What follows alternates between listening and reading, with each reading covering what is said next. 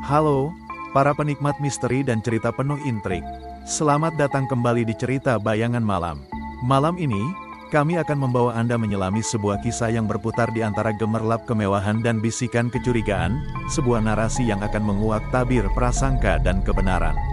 Di balik tirai jendela sebuah rumah di Surabaya, seorang wanita mengamati iparnya yang mendadak kaya raya.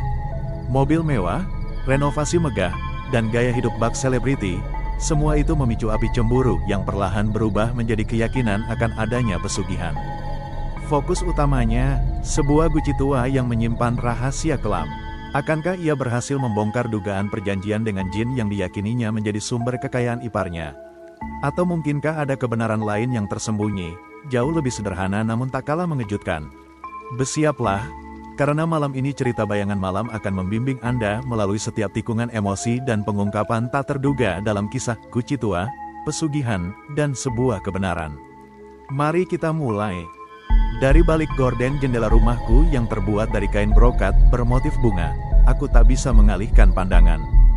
Di luar sana, di depan garasi rumah yang mereka tempati, Rian, adik iparku, dan istrinya, Maya, baru saja keluar dari sebuah mobil mewah yang berkilauan. Warnanya yang elegan, seperti perak metalik, terlihat makin mengkilap memantulkan terangnya sang surya siang ini.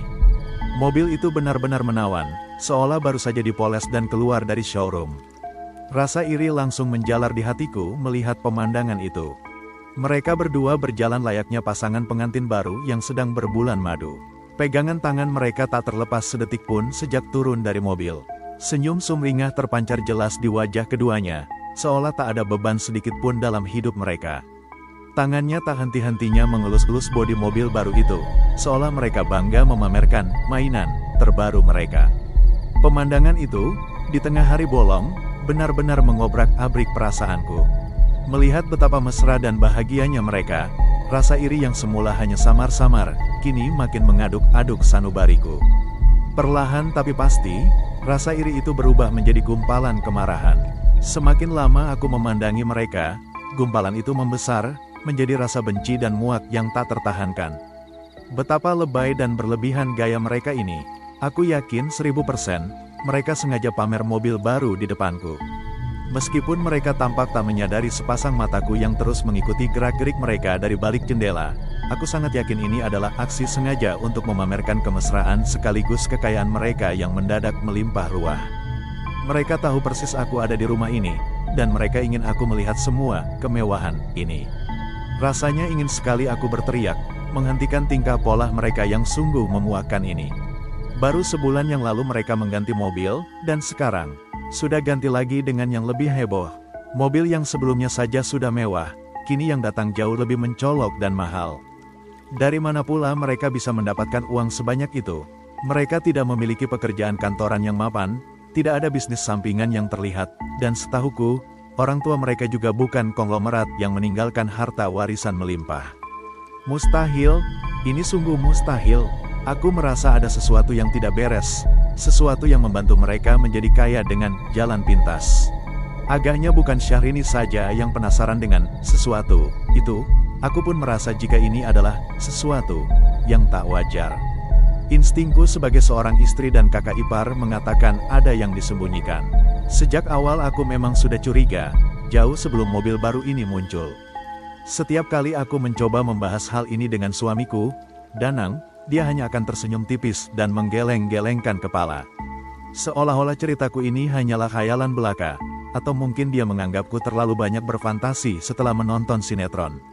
Sikapnya itu membuatku kesal luar biasa. Bagaimana bisa dia tidak melihat kejanggalan ini? Bayangkan saja, mereka yang notabene hanya tinggal seharian di rumah, jarang keluar, tanpa pekerjaan kantoran atau bisnis sampingan yang jelas, tanpa harta warisan dari orang tua, kok bisa-bisanya gonta-ganti mobil setiap saat. Bahkan rumah tua warisan mertua yang mereka tempati sekarang ini, sudah disulap menjadi rumah megah dengan arsitektur ala Eropa yang sangat modern. Padahal, dulu rumah itu sangat sederhana, bahkan terkesan usang. Renovasinya pasti menghabiskan biaya miliaran. Ini benar-benar tidak masuk akal. Tiap kali aku punya kesempatan, aku pasti mencari alasan untuk main ke rumah mereka. Kadang beralasan minta salah satu bumbu dapur yang lupa ku beli, atau sekadar pinjam gunting, jarum, atau apa saja yang bisa membuatku leluasa melihat aktivitas mereka dari dekat. Aku ingin sekali mencari tahu apa saja yang sebenarnya mereka lakukan di rumah itu. Namun, setiap kali aku mengintip, tak ada yang spesial. Aku cuma melihat Maya asyik di depan laptopnya. Tapi aku yakin, paling Maya cuma main game atau buka-buka internet untuk baca berita gosip selebriti, atau online shopping barang-barang branded yang tak penting. Dia memang ibu rumah tangga yang gak ada kerjaan. Dia hanya keluar rumah kalau lagi beli sayur di tukang sayur yang lewat depan rumah, lalu masuk ke rumah dan gak keluar-keluar lagi sampai besok paginya. Sedangkan suaminya, Ryan, selalu asyik dengan hobi lamanya, membaca buku. Bukan buku tipis, tapi buku-buku tebal berlapis-lapis yang entah apa isinya. Dia bisa menghabiskan seharian penuh dengan buku-bukunya itu. Pantas saja kacamata tebalnya makin bertambah tebal. Iparku itu memang terkenal kutu buku. Dulu waktu aku dan suamiku baru menikah dan kami masih tinggal serumah dengan mertua, Ryan memang jarang sekali keluar kamar. Paling keluar hanya untuk mandi, makan, lalu masuk kamar lagi. Dia hanya keluar rumah kalau akan kuliah saja. Ini sudah menjadi bukti kuat bagiku, bahwa harta yang mereka dapatkan sekarang ini berasal dari sesuatu yang gak benar. Pasti ada rahasia gelap di balik semua kemewahan ini. Aku dan iparku, Ryan, tinggal bersebelahan, sebuah pengaturan yang sebenarnya cukup unik di antara keluarga kami. Rumah kami hanya dibatasi oleh tembok yang di belakangnya terdapat pintu penghubung. Pintu ini, konon, sengaja dibuat agar kami bisa saling berkunjung dengan mudah, mencerminkan kedekatan yang diharapkan terjalin di antara keluarga besar ini. Suamiku, Danang, adalah anak paling sulung dari 3 bersaudara. Adik-adiknya adalah Ryan, dan satu-satunya anak perempuan, Atika, yang kini sudah menikah dan tinggal di Solo. Orang tua mertuaku sudah meninggal keduanya, meninggalkan warisan berupa 2 rumah di samping menyamping ini. Sebelum meninggal, ayah mertuaku sempat membuatkan rumah yang kami tempati sekarang ini khusus untuk suamiku. Konon, niatnya adalah agar ketika Ryan menikah kelak, masing-masing anak lelakinya punya rumah sendiri dan tidak perlu berebut. Sebenarnya, suamiku lebih memilih untuk tinggal di rumah orang tuanya yang lama, yaitu rumah yang sekarang ditempati Ryan dan Maya. Danang seorang pegawai negeri, dan mungkin dia berpikir bisa merenovasi rumah itu kelak. Dia juga merasa kasihan dengan Ryan yang saat itu belum bekerja, jadi dia ingin Ryan yang tinggal di rumah baru yang dibuat mertuaku, yang dianggap lebih nyaman dan modern.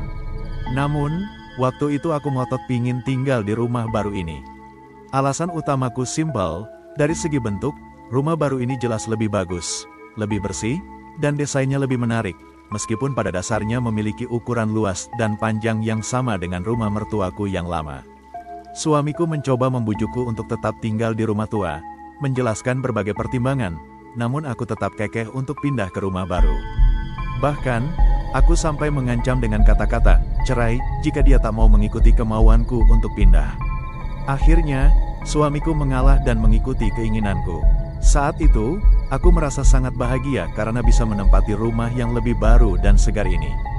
Dari fakta-fakta yang kulihat selama ini, mulai dari gonta-ganti mobil, renovasi rumah megah, hingga gaya hidup mereka yang seolah tanpa beban finansial, aku berusaha mengait-ngaitkan setiap kejadian satu sama lain.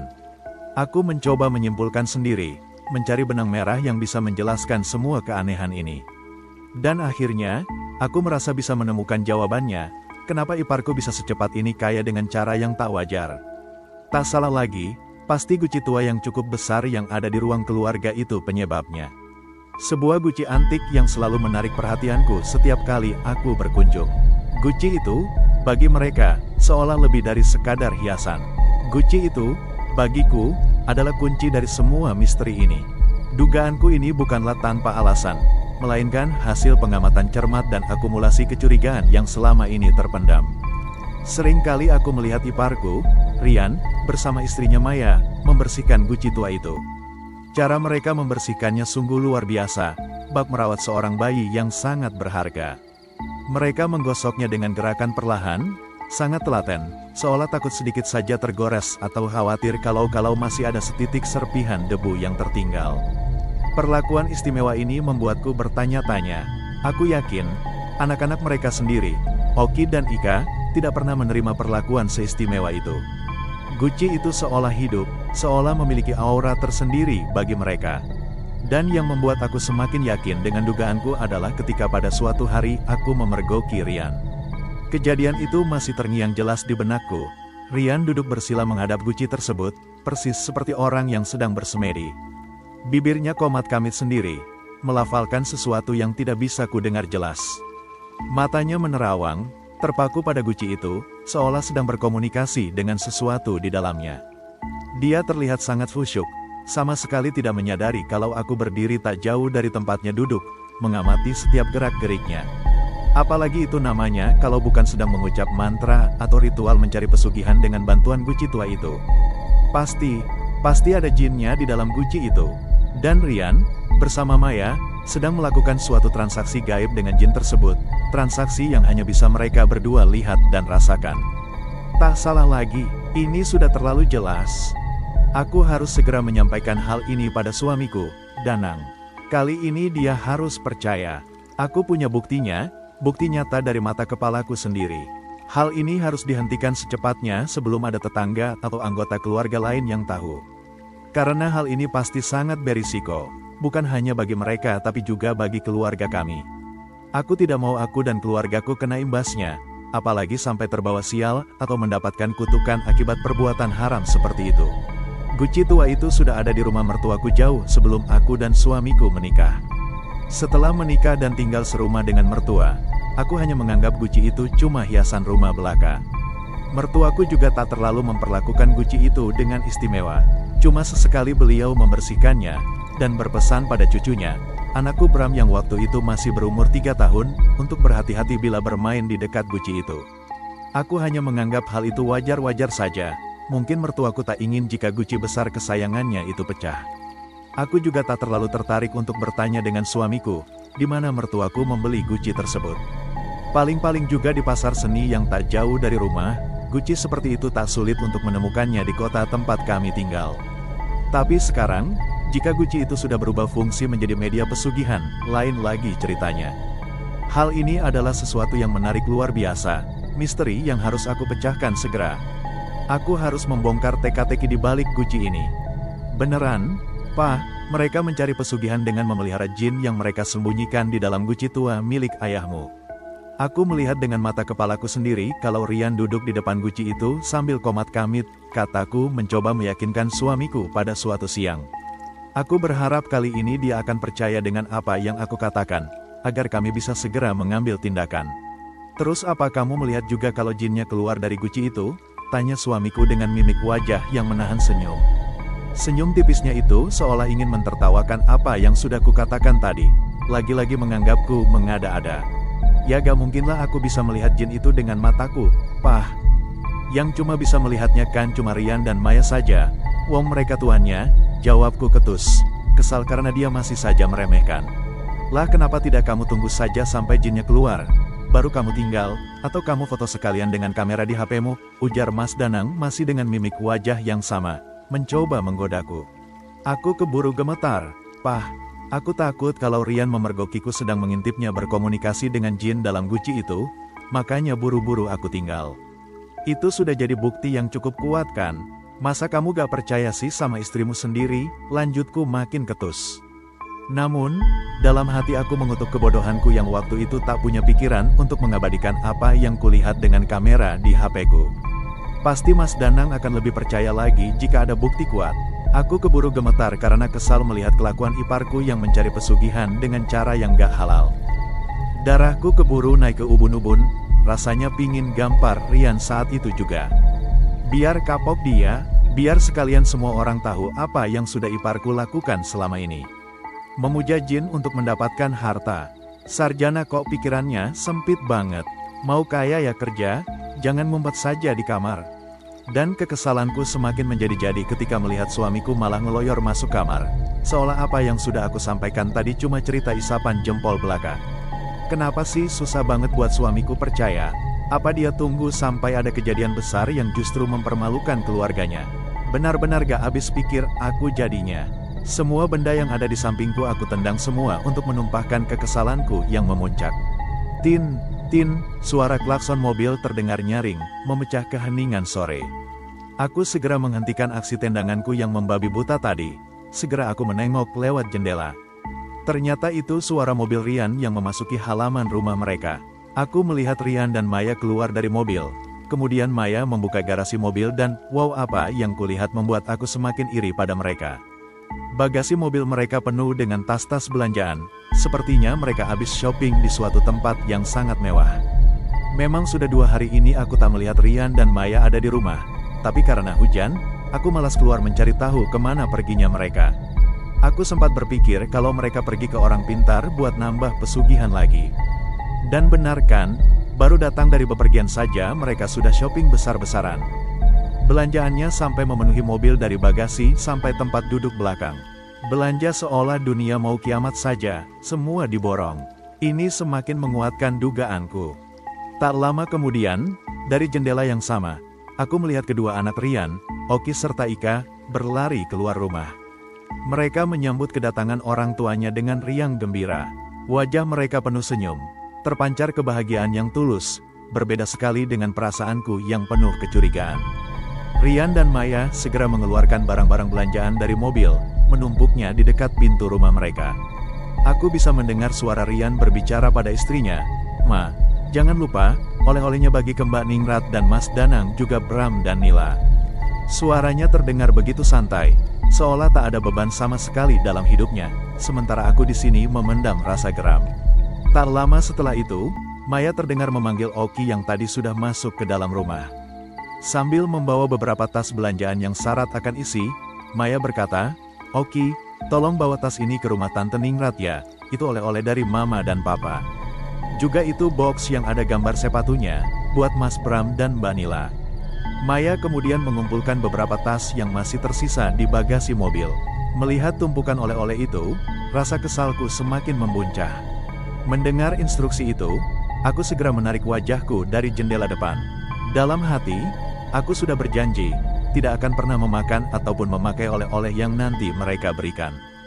Bagiku, itu semua adalah harta yang haram, hasil dari pesugihan yang mereka lakukan dengan si Guci tua dan jinnya itu. Aku tidak mau menodai keluargaku dengan rezeki yang tidak bersih. Begitu juga, aku akan mengingatkan anak-anakku, Bram dan Nila, untuk tidak memakai sepatu atau pakaian pemberian mereka. Karena itu, aku harus segera menyembunyikan semua barang yang akan Oki berikan kepadaku. "Tante, ini ada oleh-oleh buat Tante, Om, dan Kakak.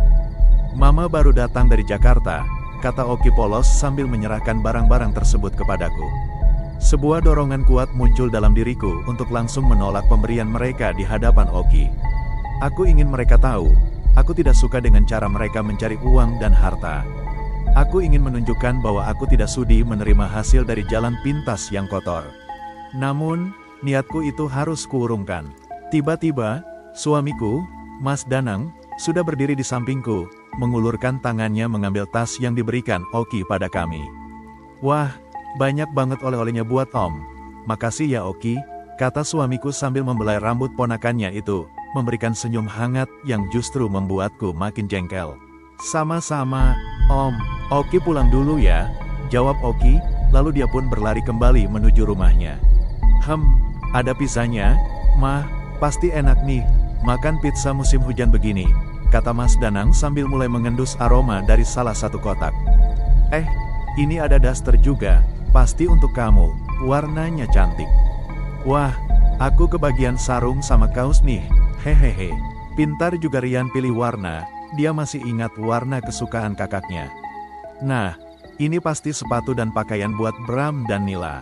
Wah, komplit semua dapat oleh-oleh. Ayo, Ma, kita makan pizzanya, harumnya buat perutku lapar," lanjut Mas Danang dengan riang gembira, sambil menarik kursi untuk duduk, siap melahap makanan itu.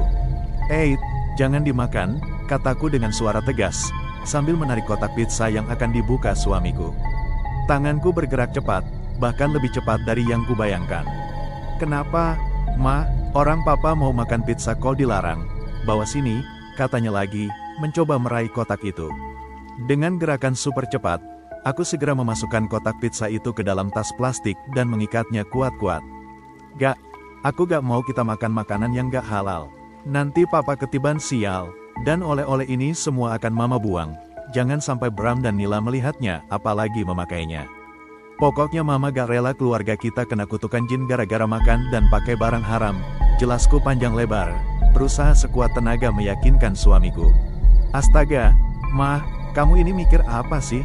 Makanya jangan kebanyakan nonton sinetron, kena pengaruh pikiran kamu. Abis masak langsung setel TV, cari sinetron yang ditayangin dari pagi sampai sore.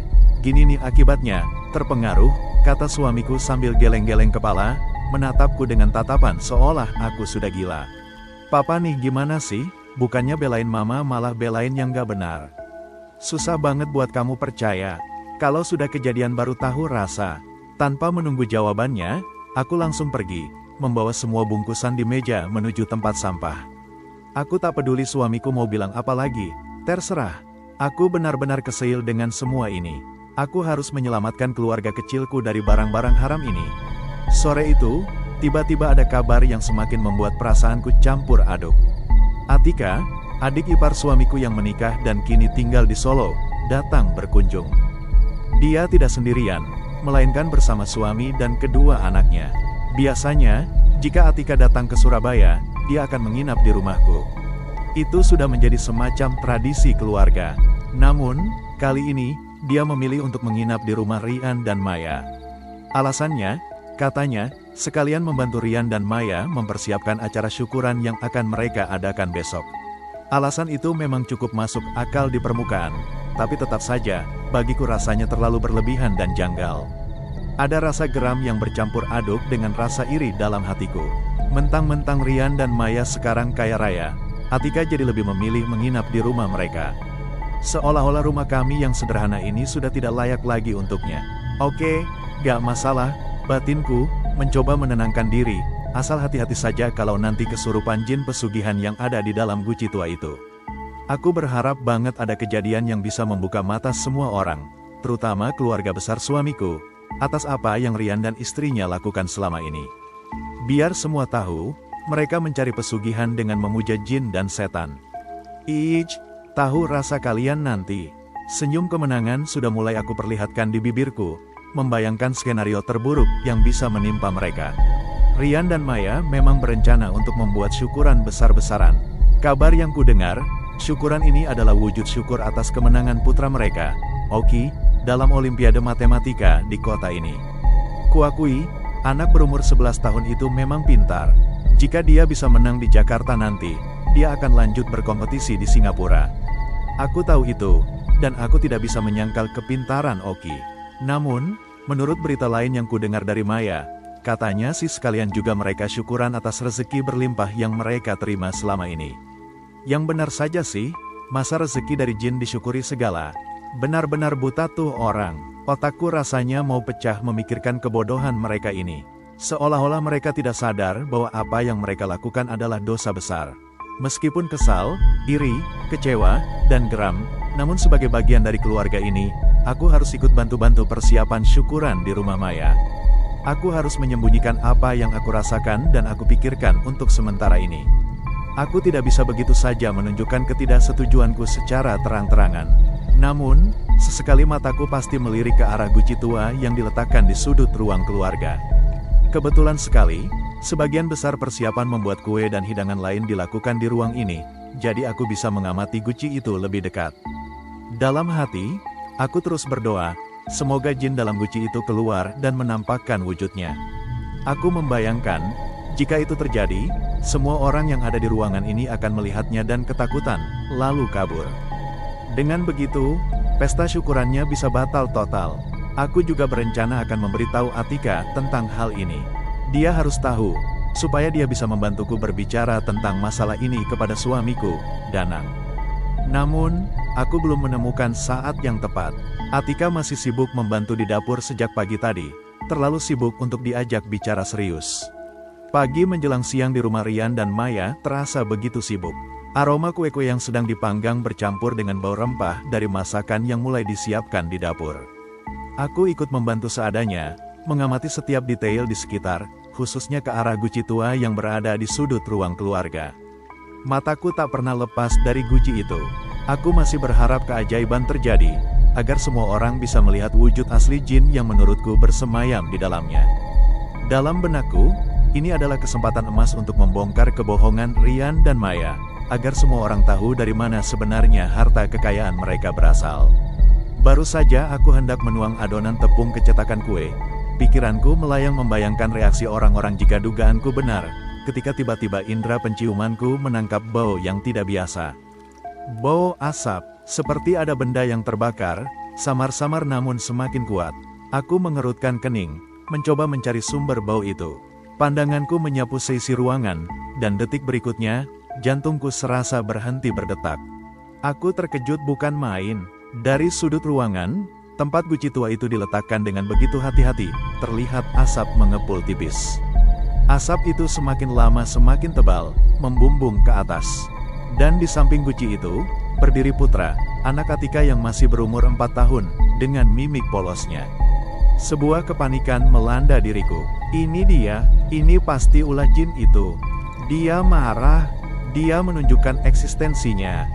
Tanpa pikir panjang, aku segera berteriak sekencang-kencangnya, suara melengkingku memecah kebisingan aktivitas dapur. Ada apa ini? Ada apa? Guci itu, teriakku. Berharap semua orang yang ada di rumah ini, baik yang di dapur, ruang tamu, maupun halaman belakang, segera mendengar dan berlarian menghampiri aku. Dan benar saja, dalam hitungan detik, langkah-langkah kaki terdengar tergesa-gesa. Mereka semua datang, dengan wajah khawatir dan penasaran. Ada apa, Mah? Kata suamiku, Danang, yang muncul pertama kali, sambil berusaha menenangkan aku yang masih gemetar menunjuk-nunjuk guci.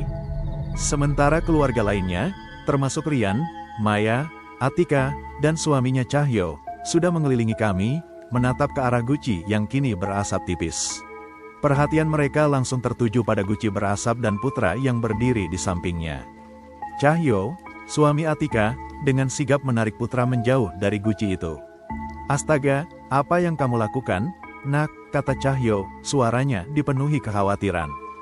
Dia segera menjauhkan Putra dari area berasap.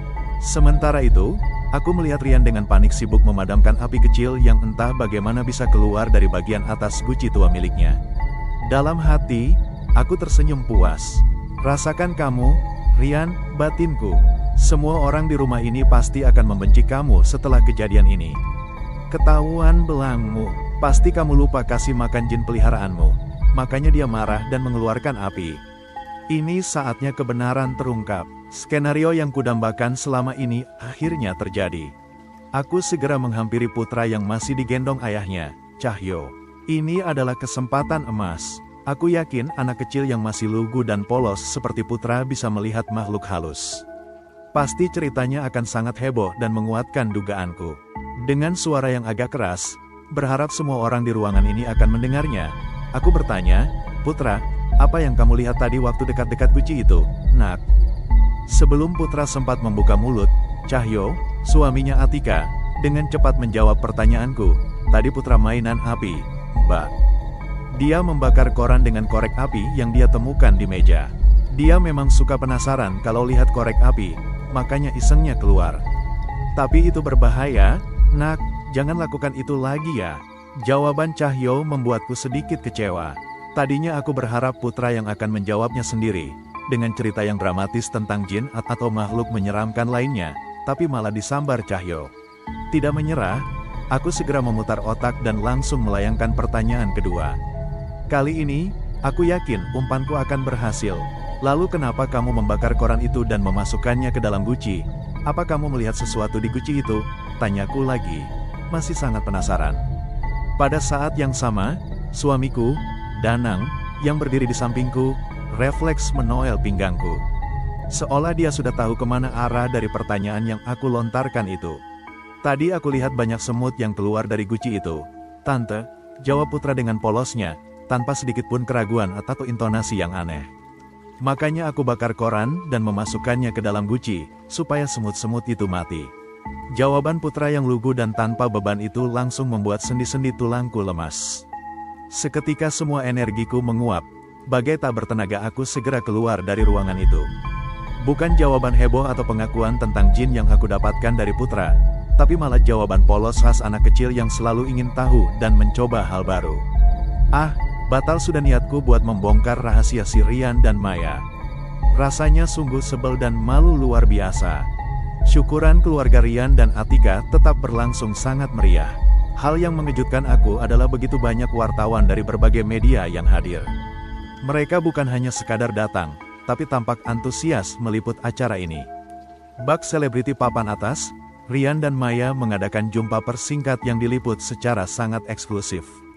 Aku hanya bisa berdiri terpaku, termenung di sudut ruangan, melihat mereka begitu bahagia saat memberikan keterangan kepada para wartawan yang hadir tentang karya-karya besar mereka. Saat itulah, perlahan-lahan kesadaran menghantamku. Aku kini menyadari jika apa yang aku pikirkan selama ini adalah keliru besar. Rasa dengki dan iriku telah membujuk pikiranku untuk menghasilkan analisis yang salah total tentang keberhasilan mereka. Rian dan Maya ternyata bukan pencari pesugihan, melainkan seorang penulis skenario yang handal.